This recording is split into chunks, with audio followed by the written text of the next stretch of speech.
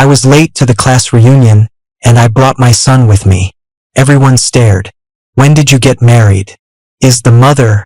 They trailed off, their eyes all turning to the elegant, poised woman at the head of the table. Everyone knew we'd once had a dramatic, all-consuming relationship, and that I'd been the one to break up with her when she was at her lowest. Someone tried to smooth things over. I hear our Ms. Vance has some good news, too. It's that young master from the Harrison family, right? What a perfect match. Victoria Vance looked at me, a smile on her face that didn't reach her eyes. The wedding is in 2 months. You and your son's mother should both be sure to come. I pressed a hand to my chest and forced a bitter smile. Of course.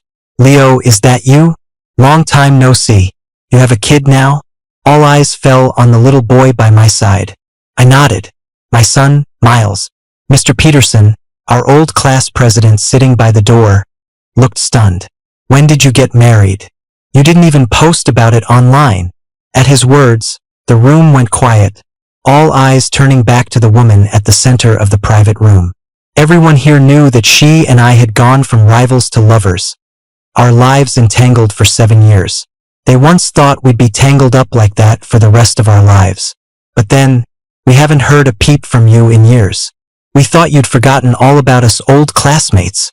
Yeah, you didn't even invite us to your wedding. I smiled, raising my glass and downing 3 in a row. The first is for being late. The second is for being too busy to make it to any reunions all these years. And the third, for getting married without telling anyone. The cold liquor hit my stomach, and I already felt a wave of discomfort. They quickly waved their hands. We're all old friends. No need to be so formal. My arrival was just a minor interruption. Soon, everyone's attention shifted back to Victoria. The poor girl who couldn't even afford a school uniform had transformed into a major power broker in New York City. She was dressed in a designer suit, successful and accomplished, with a handsome fiancé to boot. Someone suddenly asked, Ms. Vance, when are you and the Harrison heir getting married? Think we could score an invitation to the reception? Victoria replied coolly, the wedding is in 2 months. You'll all receive invitations. Her face softened with a smile as she mentioned the wedding. She must be happy. Back in school, Victoria had spent her entire scholarship fund, living on bread for a week, just to buy Landon Harrison a designer tie clip. Later, when Landon was getting bullied, Victoria, the model student, got into her first fistfight and was almost expelled for it. I can't believe Landon is from the Harrison family.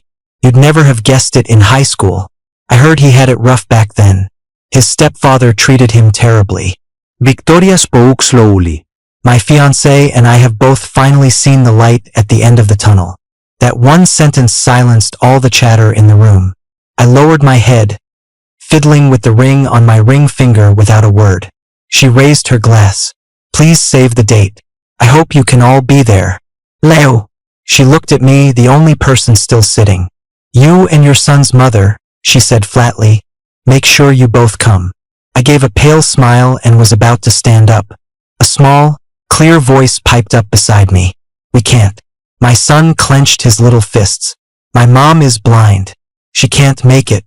We wish you and that man a long and happy life. A few drinks later, it was getting late. I decided to take Miles and leave first. Just as I stood up, Victoria spoke. Let's all head out together. Her gaze fell on something just past me. My fiancé is here to pick me up. I don't want to keep him waiting. The crowd erupted in teasing. Wow, Ms. Vance, way to rub it in our faces. I remember in high school, Victoria was so cold to everyone. I can't believe how sweet she is with her fiancé. That's what happens when you find true love. Leo, if you hadn't broken up with her back then, that could be you right now. I let out a bitter laugh. That's all in the past. Miles tugged on my hand. Daddy, why didn't you tell them what really happened with you and Mommy back then? I knelt down and spoke to him patiently. They don't really care about me, and they don't really care about Victoria. They just love drama. The truth doesn't matter to them. What matters is that we know. So much time had passed. The rights and wrongs of the past didn't seem so important anymore. Not far away, a black Porsche pulled up to the hotel entrance. A handsome man got out, smiling. a woman's trench coat in his hand. Landon sounded a little helpless as he spoke to Victoria. We had a deal, remember? No coming home smelling like alcohol. Victoria smiled, her eyes soft. She let him drape the coat over her shoulders. I suddenly remembered a quote I'd seen a few days ago. To marry the man you always wanted to marry, right at the peak of your success. Isn't your wife coming to get you? An old classmate asked casually as he was getting into his car. I shook my head. She's busy. I already called for a rideshare. My words, though spoken softly, reached Victoria's ears. Her long, slender fingers suddenly gripped the car door. For old time's sake, let's give them a ride home. I looked up, startled. No, that's okay, A notification popped up on my phone. Your driver has canceled the trip. The wind sobered me up a little. Victoria's lipstick was still a vibrant red. What, are you still holding a grudge? Don't make things harder on yourself. It's hard to get a car at this hour. If you won't think of yourself, at least think of your son. As she finished, her eyes landed on Miles. For some reason, she always felt an indescribable sensation whenever she looked at him. Miles quietly studied the woman in return. I didn't refuse again. In that case, thank you. I got into the car with Miles. The familiar scent of the car's air freshener filled my nose. It was an environment I knew all too well. Except back then, I was always the one who claimed the passenger seat, making Victoria my personal driver. She had indulged me, letting me get away with anything in this car. Mr. Johnston, we're here. The assistant's voice pulled me back to reality. Before I left, she handed me the car keys. From Ms. Vance. She said this was the car you gave her back then. Now that she's getting married, she felt it wasn't right to keep it. I clutched the familiar keys, the little dog keychain I'd bought for it still attached. I understand. The assistant didn't leave. I had Miles go inside first, then turn back to her. Is there something else? The assistant asked politely, you disappeared for so long. Is there a reason you suddenly came back? Did Victoria ask you to say that? The assistant denied it. No. I gave a light, breezy smile. I just felt like coming back. No special reason. The assistant studied me, then spoke slowly. I've been with Ms. Vance since she started her company. I know how much she's suffered over the years. You once nearly destroyed her. It was only when Mr. Harrison came along that she started to live like a normal person again. So please, I'm asking you to do her a kindness and leave her alone. I took a deep breath, fiddling with the keys. She and I were tangled up for a long time. I know her. She won't look back, and neither will I. I went back home. My best friend, Ben, was playing video games with Miles. I exchanged a few words with them but didn't interrupt. Seeing Victoria again after 4 years. I could still remember how red her eyes were when we broke up. She was thin and exhausted, her eyes filled with disbelief. She had demanded to know what she was to me, just some accessory I could toss aside whenever I felt like it. Victoria and I were too similar, both too stubborn. We would argue and fight, but neither of us would ever say a single word to stop the other from leaving. After the storm passed, calmness and reason finally took over.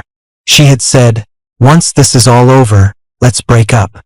The sound of the wind conveniently masked my choked sob. No need to wait. If we're going to break up, let's not pick a time. That night, I moved out of the apartment Victoria and I had rented together. A week later, a friend of Victoria's called, furious on her behalf. Leo, do you even have a heart? Your family went bankrupt and racked up a huge debt, and Victoria nearly killed herself paying it off for you. And now that you're done using her, you just kick her to the curb? Then, she sent me a photo from Victoria's phone. Victoria was lying on the cold floor of our rental, her face pale, her lips purple, her body covered in bruises and blood. She's completely reckless. To do this for a man like you, to keep being a human punching bag to earn money for your debts even after you broke up. So that's what she meant by once this is all over. The stinging smell of antiseptic alcohol filled my nostrils. I fought through the sharp pain. That was her being stupid. Bad judge of character. Yeah, it was. Victoria, mustering her strength, grabbed the phone. Her voice was laced with sarcasm. Leo, the money you gave me back then, I've now paid it all back with interest. It's all over. Just like you wanted. We're even. There was a knock on the door. You're not asleep yet, are you, Leo? Ben handed me a glass of warm milk. Miles is already asleep. He looked at me, a hint of regret in his eyes. Your condition is stable now. Are you sure you don't want to try and reconcile with Victoria? You know, even though Miles doesn't say it, he really wants a mom. I clenched my fists and gave a bitter smile. You know how ugly our breakup was. Besides, she's about to get married. What am I supposed to do? Go be the other man? Ben sighed. You're right. It's been 6 years. You should move on. By the way, how did it go asking your old classmate to help you find a job at the reunion? Did she agree? I nodded. She did, more or less. That's good. Get a stable job first and get started on your new life. I heard the worry in his voice. Don't worry. My condition is very stable now. Something like that won't happen a second time. Thanks to my old classmate Bella, I found a decent paying job here. On my first day, the department manager, Mrs. Davis, helped me get settled. She gave me a detailed overview of the company and the department. Don't worry, Ms. Liu gave us a heads up, so we'll all take good care of you. If you need anything, just let me know. Here's the project info for our latest work. You can start by getting familiar with it. I nodded, but then a familiar figure caught my eye. A woman in a black pantsuit, her figure slender, her profile sharp. A few assistants were scrambling around her, frantically reporting on project progress. She brushed past me, and for a moment, I had no idea whether I should say hello. After she was gone, I realized with a self-deprecating sigh, she was an ex. Not saying hello was the normal thing to do. Mrs. Davis clicked her tongue and whispered, that woman is basically our biggest client now. Don't let that movie star face fool you. The one that drives all the young guys here crazy. She's absolutely ruthless. She's rejected our department's project proposal several times already. I froze. Will my work require me to interact with her? Mrs. Davis thought for a moment. Our department has to deal with her a lot, but you just got here, so probably not for now. Why, you two have a history. I thought you were like the other young guys, hoping for a chance to get closer to her. I gave a bitter smile. You could say that. I finally understood why Bella had been so quick to offer me a position at her company. The department atmosphere was great. I learned a lot in just one day. When it was time to leave, Mrs. Davis suggested a team dinner. She said she wanted to take me to a really delicious restaurant near the office. We were all laughing and joking as we went to order. I never expected to run into Bella and Victoria. What a coincidence. Bella's eyes darted back and forth between me and Victoria. Perfect timing. I was just discussing something with Ms. Vance. Why don't we eat together? We're all old friends here, anyway. She raised an eyebrow. Ms. Vance's treat, how about it? Victoria stared at me silently. After a long moment, a sound emerged from her throat. Fine. With Victoria and Bella there, the team dinner turned into a business meal. No one spoke much. Everyone just buried their heads in their food, wishing the ordeal would end quickly. It was Victoria and Bella who did the talking, first about work, and then they started reminiscing about a track meet in high school. My colleague, a young guy named Lee, lowered his voice and joked. Ms. Liu is completely shameless. She ran in our company's relay race once, and it was a total disaster. We all had to force ourselves to praise her. But Ms. Vance looks like she's had training. I heard you were all classmates with them. Did you ever see her compete? In high school, I never knew Victoria had won awards at track meets. In my memory, she was always sitting alone in the classroom, working through complex math problems, indifferent to everything else. It wasn't until our sophomore year of college, after we got together, that we were walking past the track one day. I casually complimented one of the athletes on the field. The next day, she signed up for a race. I laughed and teased her about being so competitive. She took it as a compliment. Make sure you get a front row seat. But the day I was supposed to go watch her race, full of excitement, turned out to be the beginning of our tragedy. On my way to the track, I got an urgent call from my father's assistant. The company was in crisis. My parents had been in a car accident. A mountain of debt suddenly crushed me. I don't know where I found the courage to discuss my parents' affairs with the assistant. After the call, I walked home like a zombie. In a world plunged into darkness, I couldn't see any light for the future. That day, Victoria called me many times. I didn't answer any of them. I just sat alone in the dark house for a long time.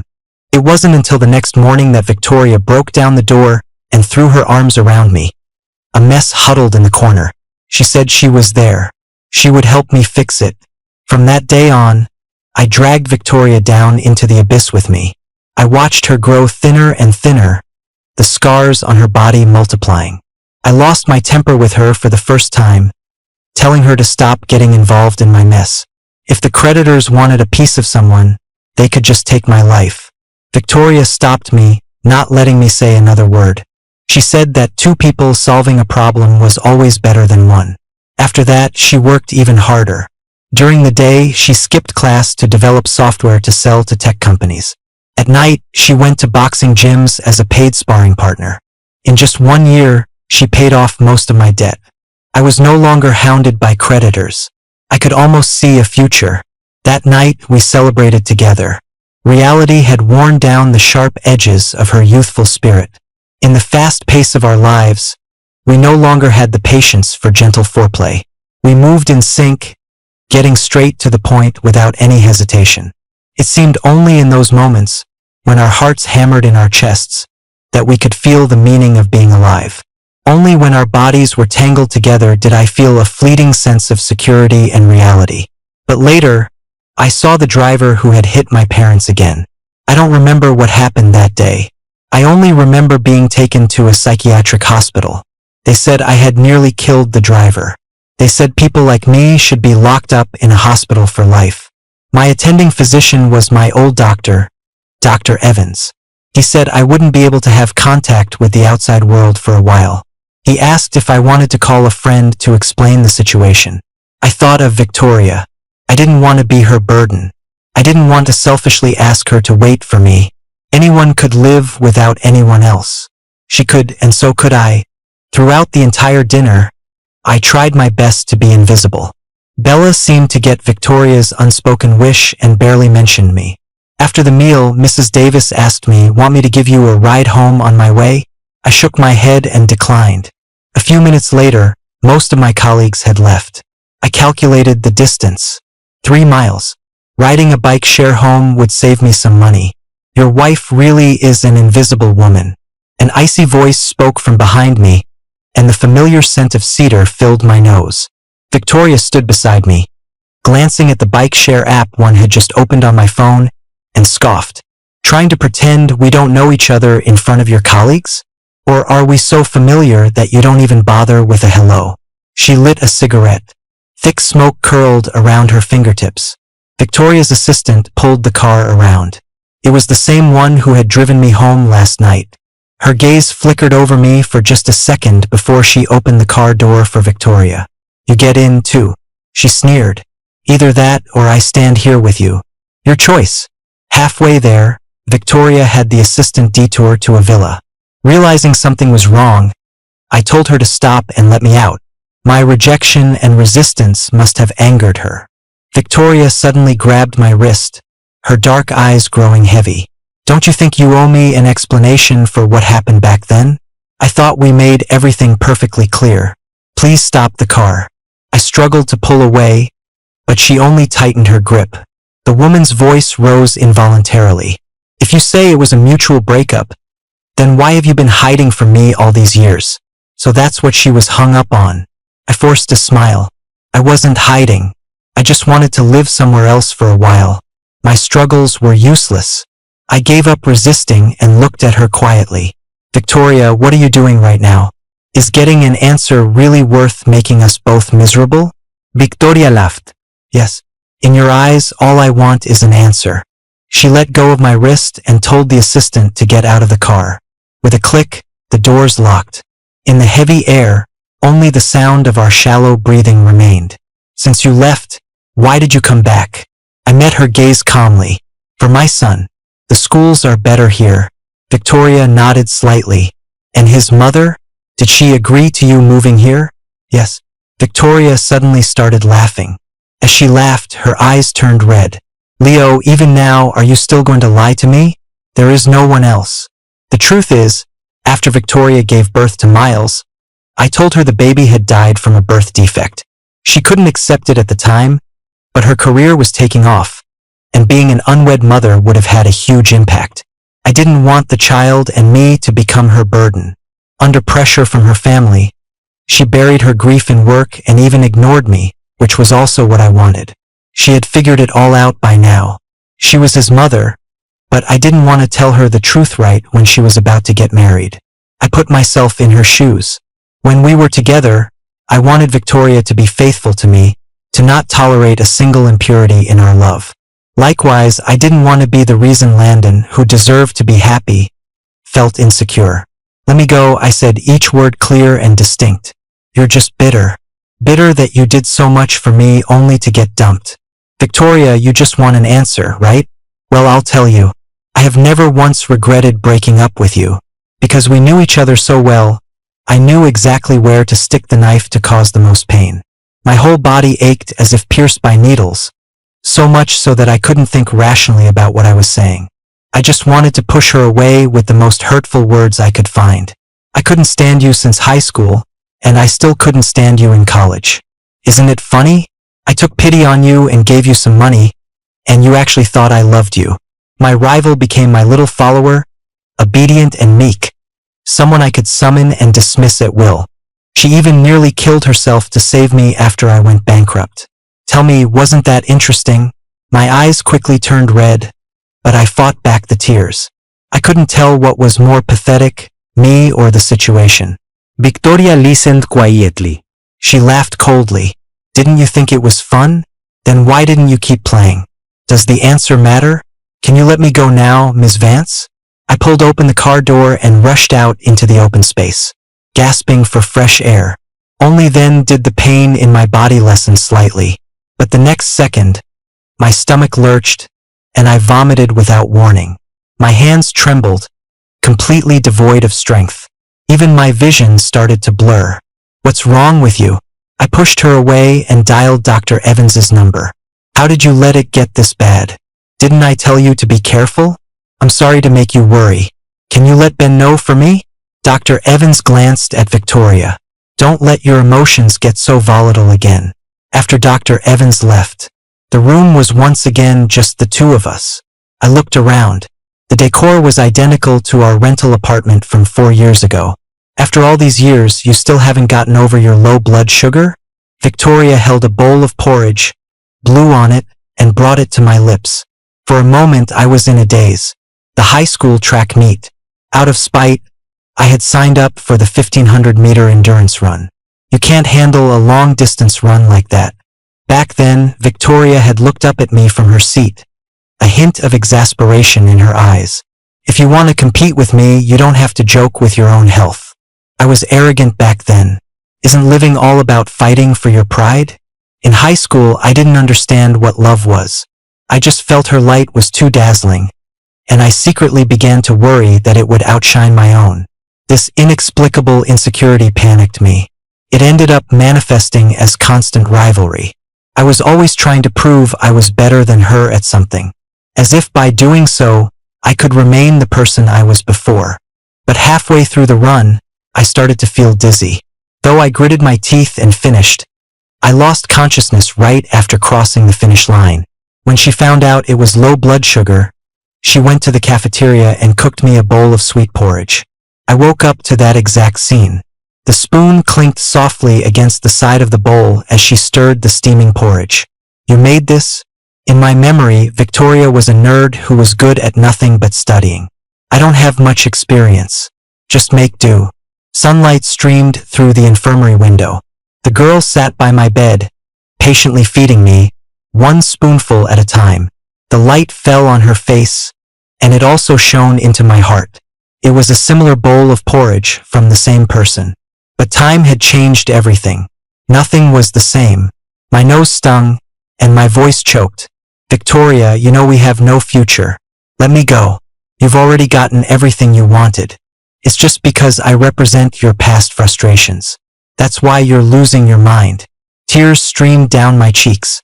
Victoria stared blankly for a moment, then said in a hoarse voice, "Okay." As I was leaving, Ben had just arrived. "I swear, I'm gonna slap her awake today. Does she have any idea what you—" I stopped him from saying more and pulled him into the car. The burning gaze from the villa followed me. Ben slammed his fist on the steering wheel. "What did that woman do to you? You haven't had an episode in ages. What is wrong with her? Don't be angry. Let's go home. Thank God for Dr. Evans." Ben pouted. "Next time, call me first. I'll come find you no matter where I am, and I'll teach whoever it is a lesson for you." When we got home, Miles thoughtfully showed me the cookies he had baked that day. "You're starting at a new preschool tomorrow. Are you nervous?" Miles shook his head. "Not nervous." His small hands wrapped around my waist. "'Cause Daddy is here, so I'm not nervous. A child's innocence can heal so many wounds." "What about Daddy?" Miles looked up at me. "Is Daddy feeling okay?" I ruffled his hair. "I'm not feeling unwell." After that day, life returned to a peaceful routine. I took Miles to school every day, then worked a full day at the office. Although the company projects inevitably involved contact with Victoria, Mrs. Davis would always create a group chat beforehand so we could communicate there, which helped avoid the awkwardness of private messages.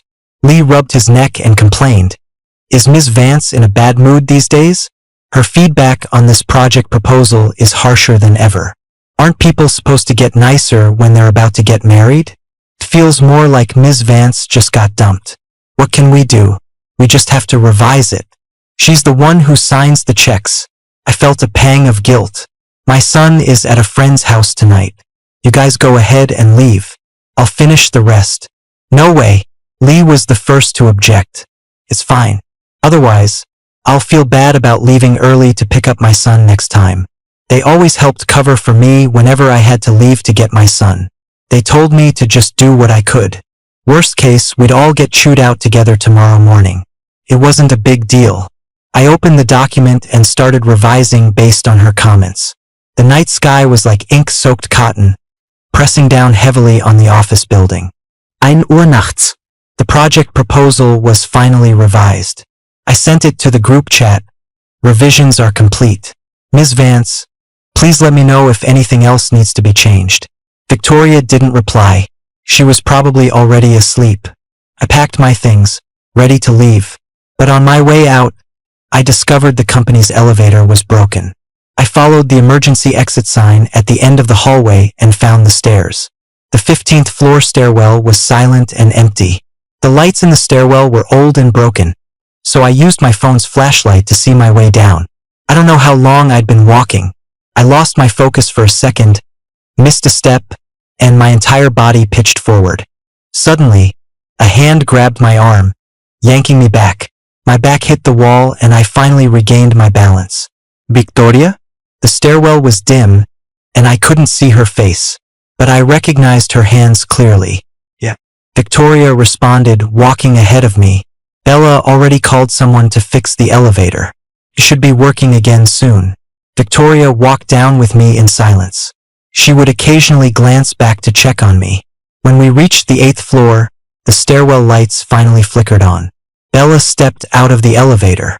"From now on, just leave when it's time to go home. Don't worry about messages from certain workaholics." I was confused. "Ms. Liu, what are you two doing here?"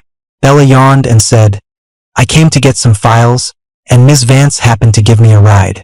What a coincidence we ran into you just as you were leaving." Bella waved a stack of files in her hand. "Come on, I'll give you a ride home. It's this late, you should be in bed."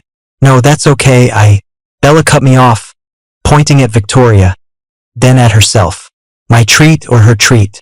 Pick one. After driving a few miles, Bella couldn't hold it in any longer.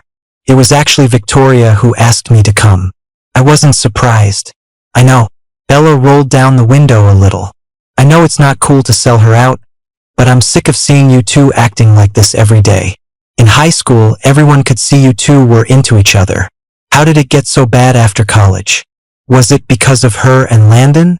I looked down, unconsciously twisting the hem of my shirt. It was my fault.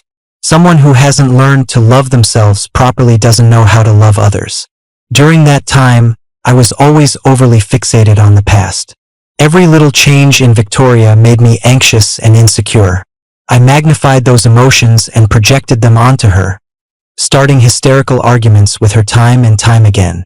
That kind of emotion just plunges both people into endless pain and torture. What could be your fault? There was nothing between them. In high school, he just helped her out once, and she was paying him back. The car moved forward and people move forward. It's all in the past. Landon is her fiancé now. Bella slowed down, glancing at me. And I'm just saying, if they weren't engaged, would you get back together with Victoria? I didn't think twice. Maybe. As soon as the words left my mouth, a voice suddenly came from Bella's phone. Landon and I are not engaged. I froze, looking at the phone on the back seat. The name Victoria Vance was brightly displayed on the screen. Bella pulled over to the side of the road and picked up the phone from the back. As the vendor, we have to be on our toes. When the client makes a request, you can't really say no. Sorry about that. I was still in a complete daze. Their engagement was just for show. When Victoria was starting her career, she made a deal with Landon. He would use his resources to help her get established, and in return, she would help him become the head of the Harrison family. The engagement is temporary. Their partnership will be fulfilled even before the wedding. After explaining, Bella spoke into the phone again. I'm pulled over right now. Do you want to come get Leo and take him home? No, it's fine. You can take him home. With that, Victoria hung up. I looked out the window and saw a familiar black Maybach speed past us. After dropping Leo off at home, Bella, utterly bewildered, called Victoria. Seriously? Sis? That was the perfect opportunity, and you just let him go? You made me put him in this department just so you could see him more. You come over, fine, but you dragged me along to be your shield. Even a total simp isn't this extra. He wants to keep his distance from me. Victoria stood by the floor-to-ceiling window, replaying their reunion in her mind. Bella, he's not the same as he used to be. I don't know what he's been through these past few years. When he fainted in front of me last time, I was truly scared of losing him. I thought about just holding him captive, or using our son to force him back with me. As long as he was by my side, I felt like I could pretend none of our fights ever happened. But I can't do it, because I love him. Seeing that look of resistance and disgust in his eyes would make me hate myself. I'm starting to think that provoking him with the Landon situation was a mistake. Maybe I shouldn't have burdened him with my own emotions. Maybe my return disrupted the stable life he had built. Bella scoffed. So you're just gonna play the victim? Leo has no idea you're thinking any of this. For people like them, all effort was goal-oriented. Visualizing effort and ensuring every action produced a concrete result was a fundamental skill. She couldn't understand how Victoria lost all reason when it came to Leo. So what's your plan now? You're just going to give up without a fight? Victoria stared silently out the window, not answering. Ms. Vance didn't criticize our project proposal today. Not only that, I looked at the version she sent back. She fixed some of the inappropriate parts herself. Did she finally grow a conscience? Leo, did you see the group chat? Ms. Vance actually sent a thanks for your hard work. The sun must be rising in the west. I hadn't slept well last night, so I just gave a few non-committal replies to my colleagues and went back to my desk. The smell of coffee stimulated my senses. I gradually came to and opened my computer to work. 3 p.m. I went to pick up Miles from preschool. I was a few minutes late and saw another kid push him. Why does Miss Stevens like you? You don't even have a mom. The little boy tore the red apple sticker off the back of Miles's hand. I do have a mom. Miles stood up straight, his small body unyielding. The boy made a face at him. Then where is she? How come we've never seen her pick you up? I bet your mom just abandoned you. I was about to step forward in anger. But the next second, a slender figure suddenly appeared in my line of sight. Victoria radiated a cool, serious air. She looked at the boy and said coldly, "Who are your parents?" Boys at that age are bullies to the weak and cowards to the strong. He'd never seen anything like this and was so scared he wet his pants. Victoria knelt down, her voice softening. Hasn't your daddy come to pick you up yet? Miles stared at her with his big, round eyes. For a moment, he wanted to try hugging this woman. She didn't seem as serious as he thought. But if he did that, maybe Daddy would be unhappy. Miles hesitated, and in the end, he didn't reach out. Yeah.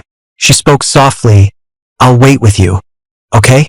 The boy's parent arrived quickly. Seeing his child crying and soaked, he was about to start scolding. But the moment he saw the woman, he deflated. The watch on her wrist was worth more than 3 of his houses. I'm so sorry. I'm Alex's father. Did he cause trouble again? Quick, apologize to your classmate. The man smacked his son's bottom hard. Sorry. The boy cried and ran away. Kids will be kids. Now that we've met, maybe we should exchange contact information. Victoria's gaze swept over him. If you can't control your son's mouth, I don't mind hiring someone to teach him for you. The small, round head next to her suddenly lifted a little higher. The hand holding Victoria's tightened. Dad. Miles saw me, quickly let go of Victoria's hand, and greeted me. Sorry, Daddy's late. It's okay. I looked at Victoria and said, Thank you. It was nothing. We'll be going then. I took Miles's hand and got into the car. On the way home, a smile never left Miles's lips as he excitedly told me about his day at school. But he didn't mention Victoria once. I decided to ask him, if Daddy can't make it to pick you up in the future, would it be okay if Mommy picked you up? Miles blinked. Really? Is that okay? Miles, she's your mother. She's a very good person. You don't have to be afraid of her. If you want to, you can try to get to know her. For the next 2 months, Victoria fulfilled her duties as a mother. She waited for Miles at the preschool almost every day, sometimes bringing him gifts, other times taking him to kid-friendly restaurants. Although she always had her team scrub the media so no related news leaked. Our past was still dug up by someone with an agenda. The goal was clear, to sabotage the marriage alliance between the Vance and Harrison families. Things quickly spiraled out of control. Not only were my high school and college history with Victoria exposed, but my 4-year stay in a psychiatric hospital was also revealed. Ben, worried that this would affect my condition, stayed by my side and wouldn't let me look at my phone. I don't know what Victoria is doing. Why isn't she shutting down these rumors? But at that moment, I didn't feel embarrassed or uncomfortable. Instead, I felt an indescribable sense of relief. In the end, it was Landon who stepped forward.